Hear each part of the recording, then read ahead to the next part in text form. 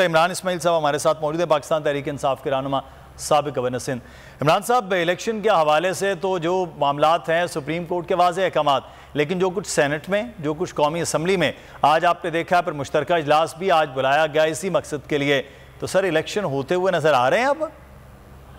देखिए, ये तो क्लियर इंस्ट्रक्शंस के ऑर्डर्स हैं सुप्रीम कोर्ट के, और इसको जो भी डिफाई करेगा वो आर्टिकल 6 का मुरतकब होगा। और जो हुकूमत इस वक्त कर रही है, ये तो मुझे नहीं समझ आता कि ये किस कानून के या किस चीज के तहत ये काम कर रहे हैं। अलावा इसके कि ये गर्मी पे उतरे हुए सुप्रीम कोर्ट को गंदा कर रहे हैं, जो कि इनका हमेशा का वतीरा रहा है। 1997 में भी आपको याद होगा, नवाज शरीफ ने सुप्रीम कोर्ट पे हमला करवाया, जजों को खरीदने की कोशिश की गई, ब्रीफकेस चले, जजों को प्रेशराइज करने की बेइंतहा कोशिश की गई। वो सारी चीजें मौजूद रही हमारे सामने पाकिस्तान में हमेशा। तो अब भी वही चीज को रिपीट करने की कोशिश की जा रही, जो उनका खासा है, जो इनका एक ये समझ लें कि इनकी एक्सपर्टीज है इसके अंदर कि इस तरह के काम करने में। लेकिन इंशाल्लाह इस बार चीजें डिफरेंट है।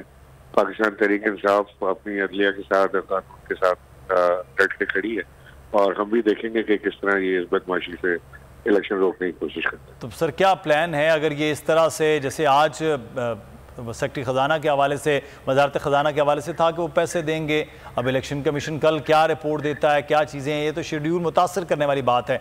पीटीआई क्या सोच रही है अगर ये किया जाता है हुकूमत? नहीं, अगर ये देखें ना, नंबर वन तो ये कि अगर ये मैंने आपको अर्ज किया कि अगर ये इसको नहीं देते हैं पैसे और इसको रोकने की कोशिश करते हैं, तो ये डिफाइंस होगा, और इस डिफाइंस का नतीजा आर्टिकल 6 और डिस्क्वालिफिकेशन की सूरत में निकल सकता है।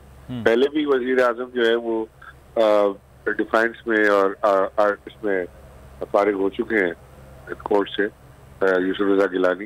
ये दूसरे वजीर आजम को फारिग करने की कोशिश, मुझे तो लगता है मरियम नवाज खुद ही कोशिश करेंगे जैसे जब फारिग हो रहे हैं वहां से। तो सर अगर ऐसा कुछ हुआ भी तो कोर्ट जो है वो अपना ड्यू कोर्स लेंगे, इनको इनको कंटेम्प्ट में फारिग इंसाफ इमरान खान साहब ने तो बता दिया कि हम अगर ये इन्होंने की कोशिश की तो हम सड़कों पे होंगे। लेकिन सर हुकूमत तो इस वक्त जजेस के हवाले से भी रेफरेंस लाने के प्लान कर रहे हैं, साथ ही साथ इस वक्त पूरी अदलिया के मुखालिफ एक मुहिम और पूरा एक बयानिया बनाने के चक्कर में, तो वो तो सर इलेक्शन फिर दूर लग रहे हैं कि वो इलेक्शन करवाएं। इलेक्शन तो होंगे, ये जितनी बर्बादी इन्होंने कर दी है और जितनी मजीद ये करने जा रहे हैं, सही से मैं समझता हूँ कि सिर्फ मुल्क में जो माशी अदम इस्तेकाम है ना, वो सियासी अदम इस्तेकाम से वाबस्ता है, और ये सियासी अदम इस्तेकाम इलेक्शन से वाबस्ता है। अगर इलेक्शन नहीं होंगे, सियासी इस्तेकाम नहीं आएगा, माशी इस्तेकाम नहीं आएगा। बाकी इनको ना मुल्क की परवाह है, ना इनको आपकी मेरी परवाह है, ना हमारे बच्चों की परवाह है। इनके बच्चे पाकिस्तान से बाहर हैं, जायदादें पाकिस्तान से बाहर हैं, बिजनेस पाकिस्तान से बाहर है। इन्होंने अपने सूटकेस उठाना है और निकल जाना है। पकड़े गए तो जेल, वरना मौज। सही, बहुत शुक्रिया इमरान इस्माइल साहब, साबिक गवर्नर सिंध थे। अगर ये वीडियो आपको पसंद आई है तो हमारे चैनल को सब्सक्राइब कीजिए और बेल आइकॉन को क्लिक कीजिए।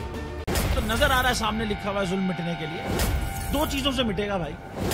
एक, अदल की कुर्सी पे जो लोग बैठते हैं ना, वो अदल के हिसाब से फैसले करने लगे। दूसरा, कौम निकल खड़ी हो जुल्म के खिलाफ, तो जुल्म खत्म हो जाएगा। या इन दोनों में से कोई एक चीज हो जाए, या दोनों हो जाए। अगर 420 का मुकदमा था, उस वक्त अदलिया में जो लोग बैठे हुए केस देख रहे थे, वो पूछते ना यार चीट हुआ कौन है। जब उनको दिखता कोई चीट नहीं हुआ, केस खत्म कर देते। तो जालिम जुल्म कर ही नहीं पाता। 9 जजेस ने नोट बिफोर किया मेरे केस को, यार 1.5 साल चला। शख्सी जमानत का केस, सेम केस इस्लामाबाद में कर दिया। एक ही इल्जाम पे 2 केस हो नहीं सकते भाई। मतलब 60 दिन का वक्त होता है, 102 दिन के बाद मैं जीत गया, केस बरी हो गया, 102 दिन के बाद अपील फाइल की, एक्सेप्ट कर ली। नहीं करते ना एक्सेप्ट, खत्म हो जाता ना जुल्म यार। भरी अदालत में मुझे बरी कर दिया, फिर पता नहीं क्या हुआ, 2.5 घंटे बाद का नोट बिफोर, मैं नहीं सुनता ये केस। खड़े रहते अपने फैसले पे, मिट जाता जुल्म। अल्लाह ताला ने बिठाया इस इन कुर्सियों पे इनको यार, ये अल्लाह ताला की तरफ से फैसले करने हैं। तो या तो ये फैसले आएंगे, जुल्म मिट जाएगा, या कौम खड़ी हो जाएगी जुल्म के खिलाफ। सब्सक्राइब करें और बेल दबाएं ताकि कोई खबर रह न जाए।